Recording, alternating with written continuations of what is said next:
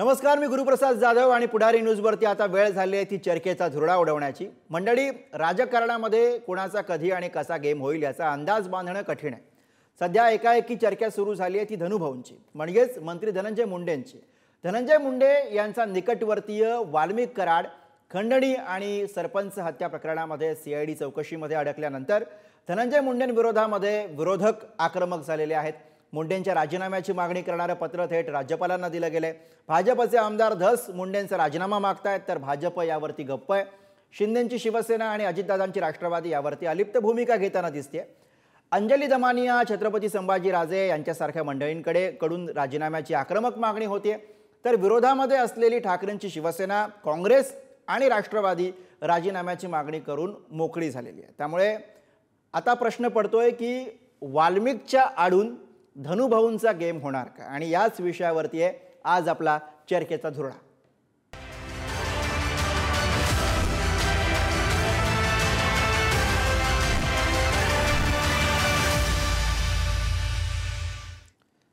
आणि याच विषयावर बोलण्यासाठी आपल्या सोबत आहेत अजित पवारांच्या राष्ट्रवादीकडनं त्याचे प्रवक्ते सूरज चव्हाण आपल्या सोबत आहेत, त्यासोबतच शरद पवारांच्या राष्ट्रवादीकडनं मेहबूब शेख आपल्या सोबत आहेत आणि ज्येष्ठ पत्रकार संजय जोग सर आपल्या सोबत आहेत। सगळ्या पाहुण्यांचं स्वागत आहे। सुरुवातीला मी अर्थातच मेहबूब शेख यांच्याकडे जातोय। मेहबूब शेख, धनंजय मुंडे यांच्या राजीनाम्यासाठी विरोधक आता आक्रमक दिसतात। धनंजय मुंडे यांनी राजीनामा का द्यावा, काय तुम्ही सविस्तर याच्याविषयी सुरुवातीला मांडणी करा आणि त्यानंतर मी पुढच्या आपल्या सगळ्या मान्यवरांकडे जातो। असं आहे की मी फक्त आपल्या एका शब्दात सुधारणा करतो। फक्त विरोधकच राजीनाम्याची मागणी करतात असं नाही, तर स्वतः अजितदादा गट पक्षाचे आमदार प्रकाशदादा सोळंकेंनी मागणी केली, भाजपाचे आमदार सुरेश धस यांनी देखील मागणी केली। म्हणजे अभिमन्यू पवार, नरेंद्र पाटील हे भारतीय जनता पार्टीचे नेते आहेत। अभिमन्यू विरोधी बाकावर नसले तरी ते धनुभाऊंचे विरोधक आहेत हे आपल्याला माहिती आहे, माझे आमदार आहेत। नाही नाही नाही, हे धनुभाऊंचे विरोधक नाही, प्रकाशदादा धनुभाऊंचे विरोधक कशाचे काय कारण नाही। सुरेश धस आणि हे सगळे महायुतीतले लोक आहेत ना। आम्ही फक्त राजीनाम्याची मागणी करतोय का, तर आम्ही करतोय विरोधी पक्ष म्हणून, पण त्यांच्या महायुतीतले त्यांच्या पक्षातले आमदार देखील राजीनाम्याची मागणी करतायत। बरोबर आहे। आमच्याकडे अण्णा हजारेंनी आरोप केले होते, तर नवाब मलिक आणि पद्मसिंह पाटलांचा राजीनामा पवार साहेबांनी घेतला होता। मला वाटतं एवढी जर राळ उठली, स्वतःच्या पक्षातले आमदार जर राजीनामे मागतायत, सहकारी पक्ष जो भारतीय जनता पार्टी आहे त्याचे आमदार राजीनामा मागतायत, आणि आता मुख्यमंत्री आणि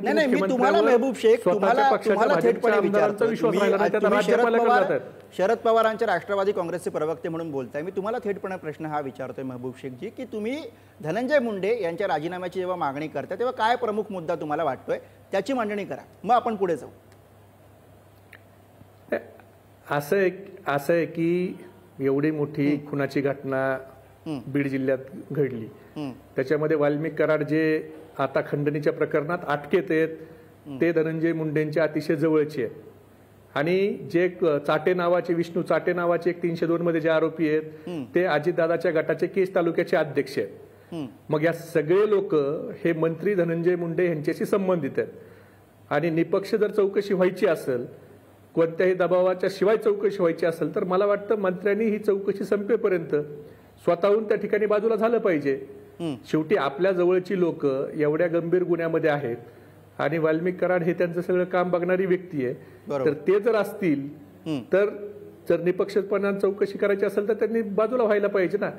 हे तर आमचंच नाही, तर हे बीड जिल्ह्यातल्या प्रत्येक माणसाचं मत आहे, त्यांच्या पक्षाचं मत आहे, भारतीय जनता पार्टीचं मत आहे, अजितदादाच्या राष्ट्रवादीचं मत आहे, विरोधी पक्षाचं मत आहे। त्यामुळं हे काय याच्यात आमच्या एकट्यातच मत आहे, विरोधी पक्ष राजकारण करतोय अशातला भाग नाही, तर तुमच्या पक्षातले लोक देखील त्या ठिकाणी राजीनामा मागतायत ना, आम्हीच मागतोय अशातला भाग नाही। किंवा जर प्रकाशदादा सोळंके यांनी जाहीर स्टेजवर भूमिका घेतली की धनंजय मुंडे यांनी मंत्रीपद आणि पालकमंत्रीपद वाल्मिक कराडांना भाड्याने दिलं होतं, हे मेहबूब शेख म्हणले नाही, प्रकाशदादा सोळंके म्हणले, तर पक्षाच्या वतीनं प्रकाशदादाची ही भूमिका चुकीची आहे असं अधिकृत स्टेटमेंट अजितदादांनी केलंय का प्रकाशदादा सोळंकेच्या स्टेटमेंटच्या विरोधात सुनील तटकरेंनी केलंय?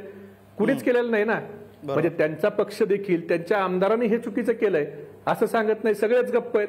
सुरेश धस हे नेहमी बोलतायत, भारतीय जनता पार्टीकडून अजून त्यांची भूमिका ही चुकीची आहे असं कोण अधिकृत बोलायला तयार नाही। मग जर तुमच्या सत्ताधारी पक्षातले आमदार हे जर पुढे येऊन बोलत असतील आणि ते जर राजीनामा मागत असतील तर आमच्यापेक्षा तुम्ही तुमच्या तर माणसाचं ऐका. बरोबर. आणि तुम्ही नाही हे तर त्याचं राजकारण clarification इंटरेस्टिंग करा आहे. की मी सूरज प्रकल्प चव्हाण सोडून यांच्याकडे किती जातो. म्हणले अर्थातच की उत्तरासाठी मागचे आपल्याला 3 वर्ष त्यांच्याकडे जावं मंत्रीपद लागणार आहे. मेहबूब शेख त्यांच्याकडे जाऊयात. सूरज चव्हाणजी, मेहबूब शेख म्हणतात तो एक आक्षेप आहे की धनंजय मुंडे यांच्या इतक्या जवळचे वाल्मिक कराड आहेत. या सगळ्याबद्दल अनेकदा अनेकांनी बोललेलं आहे. त्याविषयी त्या तपशिलामध्ये आपण नको जाऊया. आता थेटपणे विरोधकांनी राज्यपालांकडे जाऊन मागणी केलेली आहे. तुमच्या पक्षामधले आमदार सुद्धा बोललेले आहेत. तुमच्या सोबत जो भाजप आहे त्या भाजपचे सूरज धस वारंवार ही मागणी करतायत. मग आता काय करणार? आता काय भूमिका असणार तुमच्या पक्षाची? राष्ट्रवादी काँग्रेस पक्षाची पहिल्या दिवसापासूनची भूमिका राहिलेली आहे की या ज्या कोणी लोकांनी हल्ला केला किंवा ज्या कोणी लोकांनी हा निर्गुणपणे हत्या केली त्या लोकांवरती कठोरातली कठोर कारवाई व्हावी आणि जे कोणी खरे गुन्हेगार आहेत त्यांना कडक शिक्षा व्हावी ही राष्ट्रवादी काँग्रेस पक्षाची पहिल्या दिवसापासूनची भूमिका राहिली आहे. राहिला प्रश्न वाल्मिक कराड कुणाच्या जवळचे आहेत तर त्याच्यावरनं वाल्मिक कराडांचे फोटो हे अनेक नेत्यांसोबत आहेत. जे आज आरोप करतायत त्यांच्यासोबत फोटो आहेत, त्यांच्यासोबतचे पूर्वीचे संबंध आहेत. ह्याचा अर्थ आता मग त्यांनी समजायचं का त्यांनी आमदारकीचा राजीनामा द्यावा. चौकशीमध्ये जे कोणी दोषी आढळतील, आता 3 यंत्रणेच्या माध्यमातून या राज्यामध्ये चौकशी होत्या या प्रकरणाची. नाही इथे मी तुम्हाला यासाठी थांबवतो सूरज चव्हाण, मी तुम्हाला यासाठी थांबवतो की धनंजय मुंडे यांच्या सोबत ज्या मंत्री आहेत पंकजाताई मुंडे त्यांचा एक व्हिडिओ समाज माध्यमांवरती सगळ्यांच्या समोर आहे ज्यात त्या म्हणतात की यांच्याशिवाय यांचं पानं चलत नाही. इतकी जवळची ओळख त्या करून देत आहेत. दुसरीकडे स्वतः धनंजय मुंडे यांनी ते माझे निकटवर्ती आहेत ही गोष्ट कबूल केलेली आहे. अर्थात त्यांनी ठासून सांगितलेलं आहे की सगळ्या प्रकरणामध्ये जो कोणी आरोपी असेल त्याला फाशीची शिक्षा आपण देऊ. पण दुसरीकडे हा प्रश्न निर्माण होतो की जर का धनंजय मुंडे यांच्यासारखा त्यांच्या इतक्या जवळचा व्यक्ती मंत्रिपदावरती असेल, सरकारमध्ये असेल तर कारवाई निष्पक्षपणे होणार आहे का? हा यातला मुद्दा आहे आणि त्याच्यावरती आता बोललं गेलं पाहिजे. नाही, मी याच्यावरती पण बोलतो की धनंजय मुंडे साहेबांनी कधीही नाकारलं नाही की वाल्मिक कराड त्यांच्या जवळचे नाहीत. पण जे लोक वाल्मिक कराडांवरती आरोप करतायत किंवा वाल्मिक कराड हे धनंजय मुंडेंच्या जवळचे आहेत म्हणतायत, त्यांच्याही जवळचे वाल्मिक कराड आहेत ना. ते कसं काय विसरून जमणार आहे? मग ह्याला काय बोलणार तुम्ही? राजीनामा मागणार? प्रकाश सोळुंके यांच्या पण जवळचे आहेत, सुरेश दसांच्या पण जवळ. मी सांगतो सगळ्यांच्या जवळच्या. बीड जिल्ह्यामध्ये जेवढे काही आमदार आहेत, माजी आमदार आहेत, ते सर्वांच्या जवळचे वाल्मिक कराड आहेत. ते सर्वांच्या संबंधितले वाल्मिक कराड आहेत. त्याच्यामुळे काही वाल्मिक कराडाला पाठीशी आम्ही घालत नाहीये. जर वाल्मिक कराड त्या प्रकरणात दोषी असतील तर त्यांना कठोरातली कठोर शिक्षा व्हावी ही राष्ट्रवादी काँग्रेस पक्षाची भूमिका आहे. चौकशी चालू आहे आणि महाराष्ट्राचे मुख्यमंत्री असतील, उपमुख्यमंत्री असतील, या दोन्ही उपमुख्यमंत्र्यांनी जाहीर केलेले की चौकशीमध्ये जे कोणी दोषी आढळेल त्यांच्यावरती कारवाई करणार. राहिला प्रश्न सुरेश दसांनी विचारलेला की बाबा तुम्ही वाल्मिक कराड जवळच्या त्यांचा राजीनामा घेत नाही, निष्पक्ष चौकशीसाठी धनंजय मुंडेंनी या प्रकरणापासून दूर राहावं. मग सुरेश दसांना माझा प्रश्न असणार आहे की सुरेश दस साहेब महाराष्ट्राचे गृहमंत्री आणि मुख्यमंत्री हे भारतीय जनता पार्टी, तुमचा त्यांच्यावर विश्वास नाही का? महाराष्ट्राच्या पोलिसावर विश्वास नाही की सीआयडीवर विश्वास नाही? हे त्यांनी एकदा जाहीर करावं.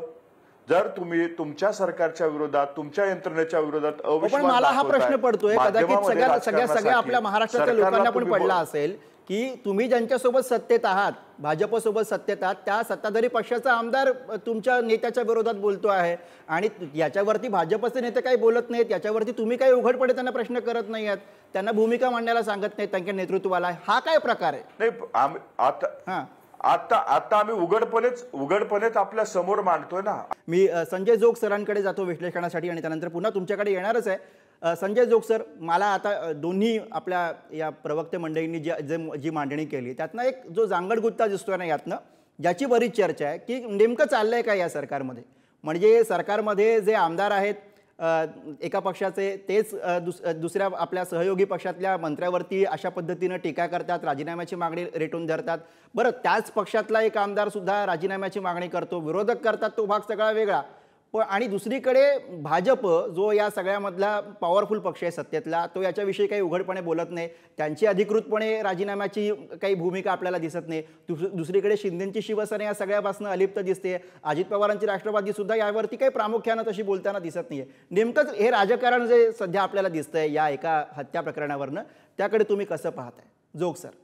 गुरु एक 2-4 मुद्दे इथे सांगितले पाहिजे. मी हो, सर. हे जे पॉलिटिकल जे बोलतात त्यांना त्यांचं काम करून दे. अगदी, 3-4 महत्वाचे मुद्दे आहेत. एक म्हणजे किती खरं तर म्हटलं तर राजकीय शोकांतिका आहे की ज्या गोपीनाथराव मुंडेंनी त्यावेळेला तुम्ही त्यावेळेला नव्हतात, मी तर तिथे लेजिस्लेचर मध्ये कव्हरही करत होतो बाहेरही, क्रिमिनलायझेशन ऑफ पॉलिटिक्स, राजकारणाचं गुन्हेगारीकरण याच्यावर शरद पवारांना घेरलेलं होतं बाहेर आणि आतमध्ये सुद्धा. दुर्दैवाने त्यांच्याच जिल्ह्यामध्ये आता अशी परिस्थिती यावी की त्या राजकीय म्हणजे राजकारणाचं गुन्हेगारीकरण अत्यंत पीक लेवलला असण्याची परिस्थिती ही आता ओव्हरऑल दिसते. त्याच्यात भरपूर केसेस आहेत, म्हणजे एक्स्टॉर्शन असेल, त्यानंतर खून असतील, माऱ्या असतील, म्हणजे बेसिकली एखाद्याला नाडून पैसे घेणं हे आता कॉर्पोरेट मध्ये तर आता दिसायलाच लागलेलं आहे. हे जे सगळे प्रकार दिसताना आता जो संतोष देशमुख यांचा जो मर्डर जेव्हा बाहेर येतो आणि त्यानंतर ह्याचे जे धागे उलटले जातात ते माझ्या दृष्टीने अत्यंत महत्वाचे हे आत्ताच्या महाराष्ट्राच्या राजकारणाकडे बघण्याच्या दृष्टीने आहेत. एक तू जो प्रश्न विचारला तसं सर्वच पॉलिटिकल पार्टीज हे आता या संदर्भात धनंजय मुंडे यांचा राजीनामा मागतायत आणि त्यांचे आणि वाल्मिक कराड यांचे जे काय लिंक्स आहेत आणि त्यांनी जी काय परिस्थिती संबंध बीड मध्ये झालेली आहे त्या संदर्भातली जर का पूर्णपणे जर का ज्याला म्हणतो ना ब्रिंगिंग टू द लाईट हे जर आणायचं असेल तर त्यांनी पदापासून बाहेर राहावं अशी करतात. मला अजिबात त्याच्यात गैर वाटत नाही.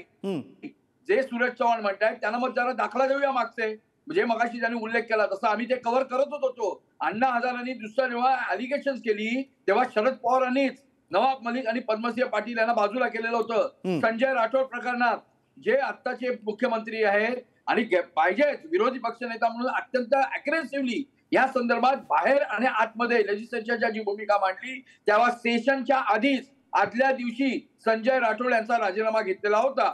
नवाब मलिकांना ज्या प्रकरणात गुंतवलं गेलेलं होतं त्यानंतर सुद्धा राजीनाम्याची मागणी मागण्यामध्ये बीजेपी पुढे होती. त्यामुळे या मुद्द्यावर जर का आता व्हॉलंटरीली किंवा चीफ मिनिस्टर जे सतत सांगतायत त्याचं कौतुकच केलं पाहिजे. एक्झॅक्टली मी तेच म्हणतो ना, धनंजय मुंडे जे वारंवार सांगतायत की पहिल्या दिवशी मी जे कोण अडकले त्यांना फाशी मिळावी, त्यांच्या विरुद्ध कडक कारवाई व्हावी, पण ज्या पद्धतीने त्यांच्याबद्दल एक जे क्वेश्चन मार्क केला जातोय त्यांनी स्वतःहून हे करावं ना, बाहेर वाढवं ना, काय हरकत नाही त्याच्याबद्दल. त्याच्यात म्हणजे एक उदाहरण दिलं पाहिजे गुरु, ज्याला रिकॉल करूया आपण.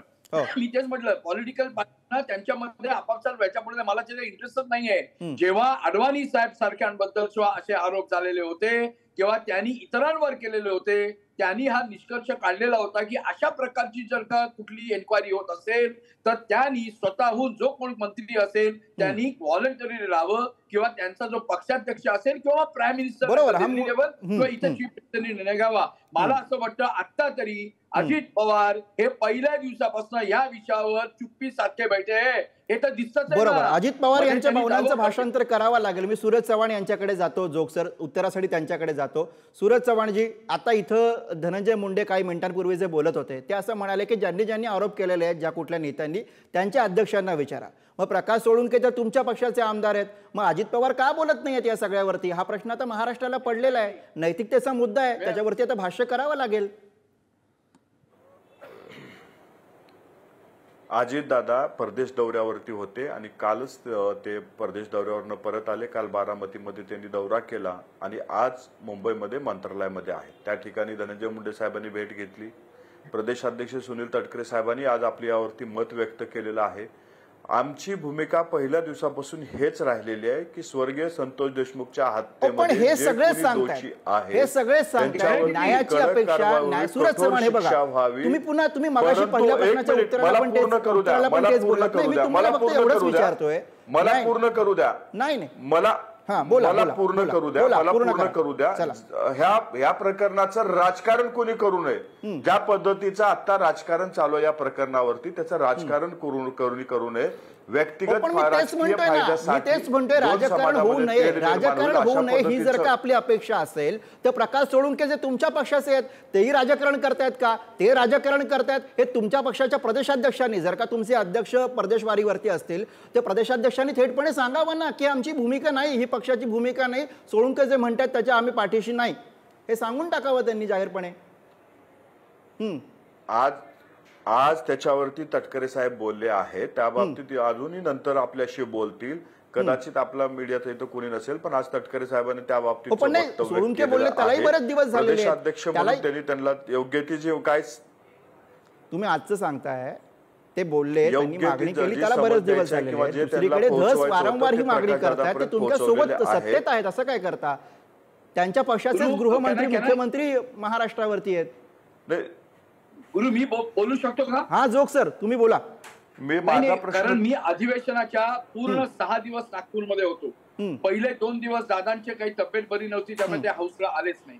तिसऱ्या दिवशी हसन मुश्रीफांनी आम्हाला स्वतः सांगितलं की दादा आता तुम्ही चला, कारण इथे बऱ्याच वावड्या उड्या लागलेल्या आहेत. त्यामुळे दादांबरोबर ते गाडीतनं ते आले. त्यानंतर शनिवारी ज्या वेळेला पवार साहेब तिकडे गेले, दोन्ही मस्साजोगला आणि परभणीला, कोणालाही न सांगता दादा अर्धवट अधिवेशन सोडून निघून गेले. त्या पूर्ण 6 दिवसात आयदर हाऊस मध्ये किंवा बाहेर एकही शब्द यांनी या मस्साजोग असेल किंवा या संदर्भात उगाळला नाही. जेव्हा ते परभणीला गेले त्यावेळेला सांगितलं पोलीस या संदर्भातला जो काय आहे तो चौकशी करतायत. मस्साजोगला तर त्यांना तिथल्या गावकऱ्यांनी पुरे हुरियो केलं. दादा ते त्यांना न भेटता निघून आले. तिथे त्यांनी फक्त एकच सांगितलं की नाही, मुख्यमंत्र्यांनी अनाउन्समेंट केलेली आहे, SIT ज्युडिशियल कमिशन.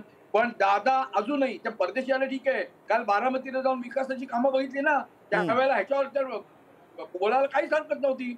बरोबर आहे, बरोबर आहे, बरोबर आहे. सर्व करत असताना राष्ट्रीय अध्यक्ष म्हणून या संबंध मेजर इश्यूवर ते अजूनही जर का बोलत नसतील तर मला असं वाटतं ही डेफिनेटली महाराष्ट्राच्या दृष्टीने सिरियस गोष्ट आहे. आणि दादानी या संदर्भात ज्याला म्हणतात ब्रेकिंग द सायलन्स हा करावाच लागेल. मौनानं रामायण होतं, तशी परिस्थिती झाली का दादांच्या मौनामुळे? सुरेश चव्हाण, याच्यावरती थोडं मी याच्यावरती बोलतो. बोला बोला, सविस्तर बोला. हॅलो, हा सविस्तर बोला. मी याच्यावरती बोलतो. कदाचित संजय जोग सरांनी दादा बीड आणि परभणी दौरा केल्याच्या नंतर बीडमध्ये माध्यमाशी संवाद साधले, ते पाहिलं नसेल.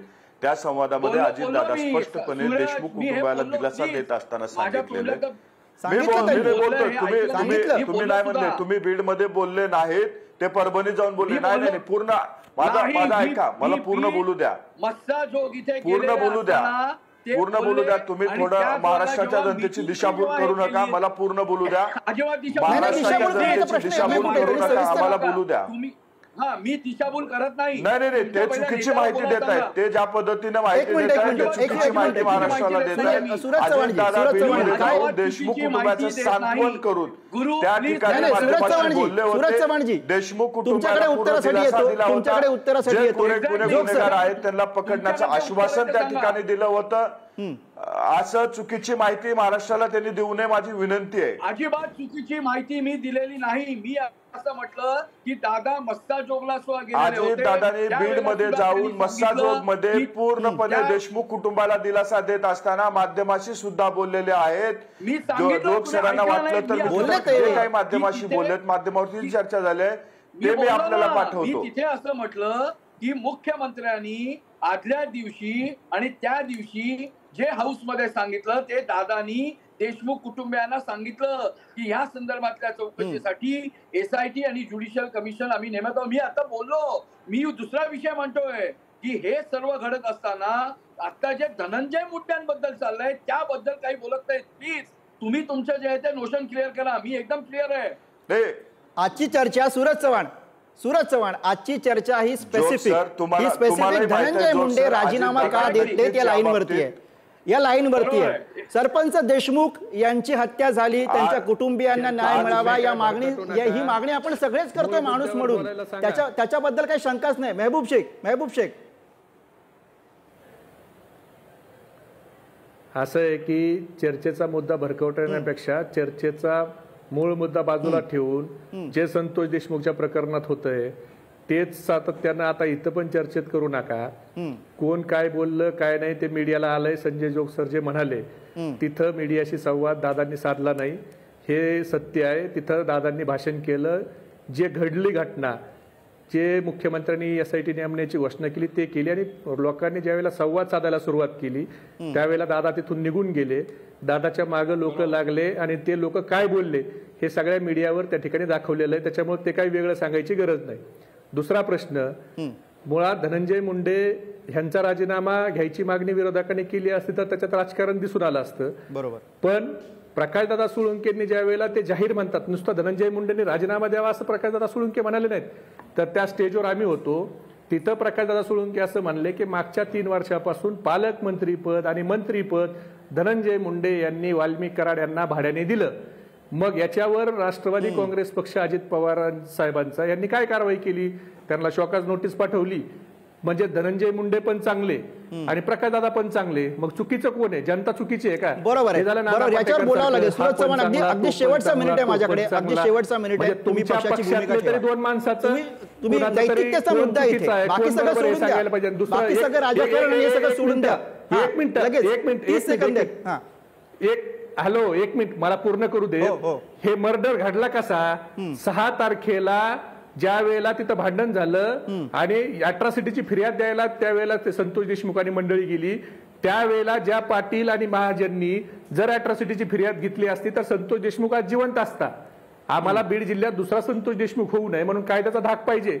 ऍडिशनल SP पंकज कुमावत अंबाजोगाईला ज्या वेळेला रुजू झाले त्यावेळेला त्या पंकज कुमावतची का बदली करण्यात आली? त्यांना का तिथं हजर होऊ देण्यात नाही आलं? आज PI अहो मुलगी बघायला देखील माणूस एवढं हे करत नाही, चॉईसने मुलगी मिळत नाही, तशा चॉईसने PI घ्यायला लागले पोलीस स्टेशनला, SP घ्यायला लागले पोलीस स्टेशनला. 307 आणि चुकीच्या लोकांना 307 अॅट्रॉसिटीमध्ये नोंदवतात. गुन्हेगारीला बळ मिळालं. पंकजाताई मुंडे एक मिनिट, पंकजाताई मुंडे 2014 ते 19 पालकमंत्री होत्या बीडच्या, त्या भारतीय जनता पार्टीच्या आमच्या विरोधात. पण आम्ही चुकीचं बोलणार, त्यांच्या काळात कधी असे प्रकार घडले नाही. आता ते प्रकार राजरोज घडतायत. मग याला दोषी कोण आहे? बरोबर, हे सगळे प्रश्न विचारले गेले पाहिजे. जनता दोषी आहे. हे सगळे प्रश्न विचारले गेले पाहिजेत. मी अगदी वेळ संपलाय म्हणून मी बोलतो, याच्यावरती उत्तर देतो. सत्ताधारी म्हणून मला उत्तर देणं भाग आहे, मी उत्तर देतो याच्यावरती. जे काही प्रश्न उपस्थित केले गेलेले आहेत ते तुमचं मी तेच उत्तर देतोय. ह्याच्यामध्ये संतोष देशमुखाला न्याय भेटावा यापेक्षा आपलं राजकीय पोळी कशी भाजता येईल ह्याच्यात सगळ्या प्रकारे दिसून येते. खरं तर संतोष देशमुखाला न्याय भेटायचा असेल तर चांगले वकील उभे करायला पाहिजे होते. त्या ठिकाणी त्यांच्या कुटुंबाच्या मागे जसं सरकार उभं राहिले तसं उभं राहायला पाहिजे. ह्यांना तिथं जाऊन न्याय देण्याऐवजी सभा घेऊन सभाच्या माध्यमातून तुमचं म्हणणं आहे की राजकारण होत आहे.